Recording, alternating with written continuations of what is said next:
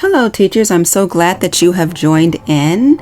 This video is showing you what my distance learning rules Google Slides activity for the kids looks like on the back end. This is not a how-to video. This is just showing you what it looks like. I will create another video that shows you how to create an interactive Google Slides activity for kids, but I have already posted an example presentation or explainer video for the kids. So this is just showing you what the Google Slides looks like on the back end. And that explainer video is what you will use in class for the kids to see and listen to know how to do their Google Slides activity.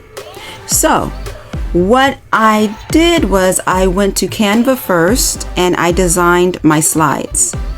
And when I designed it so that the things that I wanted to be stationary is stationary, because when you go to your Google Slides, you don't want the kids moving around certain areas. Now, when you see some people that explain how to create a Google Slides video, they show you how to create the actual slide in Google Slides, and then they show you how to download it as a ping and then upload it as an image so that these images do not move. Upload it as a whole image so that these image elements do not move. To me, that was a little bit tedious and work, so I found an easier way to just create all my slides in Canva and then upload them to Google Slides. That was the easiest way for me to do it, to not make these images move. But I created all my slides, then I uploaded each slide in order. I uploaded the title slide. I uploaded the introductory slide for the kids where they can write their name. I also created these next buttons, so when they click on that, it will just go straight to the next page. It's a drag and drop interactive Google Slides. So what that means is that once they watch the explainer video, then they come back to their Google Classroom to actually do this same activity. So the explainer video is explaining this same activity, and then they would come and then do it on their own to see what they remembered. So they can actually, it says drag and drop where the student should be during online class. So they would actually drag and drop her in the chair. And then if they drag and dropped her on the bed, then the next slide will let them know if they were correct or not. So this is a drag and drop for the kids. They cannot drag and drop the chair. They cannot drag and drop the bed. That's the point of going to Canva and designing it here in Canva so that when you upload it, these will stay put. These images will stay put. Then when you get to Google Slides, you will put your elements in. You will upload the elements in Google Slides that you want to move around. I hope that makes sense. You can watch the tutorial on how to create a Google interactive slide. When I upload that, it will be a lot more clear. But anyways, this is what it looks like in the back. I upload all the slides. Okay, so we know that you can drag and drop her. And then the next will, just like the explainer video, will show them whether or not they were correct. So this activity is a quiz with the answers in it all together. So they will complete it and then see the answers. Of course, some people will say, well, they can see the answer here.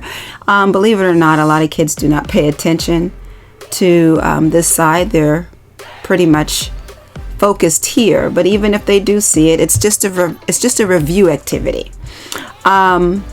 So then again, it says drag to the computer the correct button you should push before online class begins. And then they can, again, drag and drop. Now, if you are concerned that you don't want them to see these answers on the side, you can upload the slides without these answer keys in them. You can actually put the answer keys at the very bottom, or you can upload it as a different presentation and then you guys can review together. It's up to you. I don't mind them seeing it because they need to continuously see these rules throughout the year so that they will be able to adhere to them. So for me, it's okay. But if you don't want these answer keys in there, you don't have to have them in there. You can just upload the slides with the activity and the drag and drop portions of it. And as you see, we just go down and there is each and every one. This was already dragged over, but you can see they can drag and drop for each slide.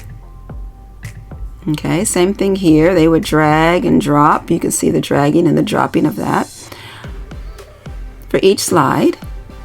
Okay. And then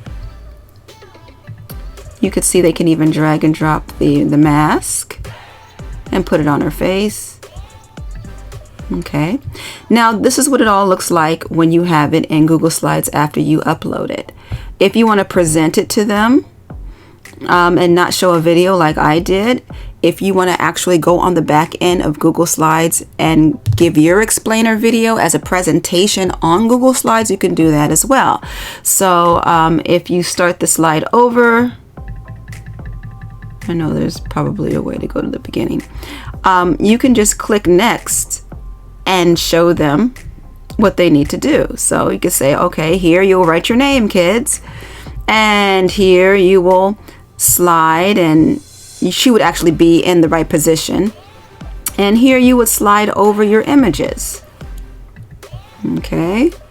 Of course, they're already in position because I just showed you in Google Slides that demonstration a few minutes ago. But when you give the presentation, they will be in the right position. You have to actually go back and do that.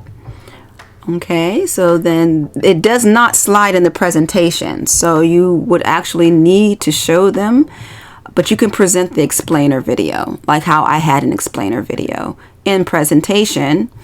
And then after you're done with that, you can exit, or you can explain here just a few slides, and then they can, and then say, go ahead and do the whole thing by yourself. Let's move on. How would you assign this assignment in Google Classroom? Okay, so you would go to Google, type in Google, go to your classroom, click on Classroom. You would click on your classroom, and then, and of course school hasn't started, so I don't have a roster yet. That's why it said 0. But when you fill up your roster, you will be able to go to classwork, and then you will click on create, and you will go down to material. Then you will give it a title. So we'll say distance learning rules interactive activity. Then you'll give it a description, and for time's sake, I'm not going to go there today. And then you will add, and you will go to your Google Drive, and then you will see it in your Google Drive, and then you will click insert, and then you will hit post. And once you hit post, the kids will be able to see that activity once they go to their Google Classroom, because this is a shared classroom. And then they will be able to complete the activity and turn it back into you. So this is actually a great starter distance learning activity for them, because you're teaching the rules and you're showing them or reminding them how to use their Google Slides within their Google Classroom. So I hope that this was helpful, and this again was just a video that shows you what my Google Slides distance learning rules video looks like on the back end, and it also shows you where the kids can actually fill in a fillable small form like their name on the slides as well. I will be creating a video on how to create a Google Slides interactive activity when I get a little bit more time, but I will have the time to do it. I'm trying to rush and get as much in before school starts for everyone, because I have a lot of requests to show other teachers, and when someone shows me, I'm in that same seat of please show me, and then I learn, and then I want to share it with other teachers as well, because the whole key is making distance learning easy for us, including blessing the kids as well.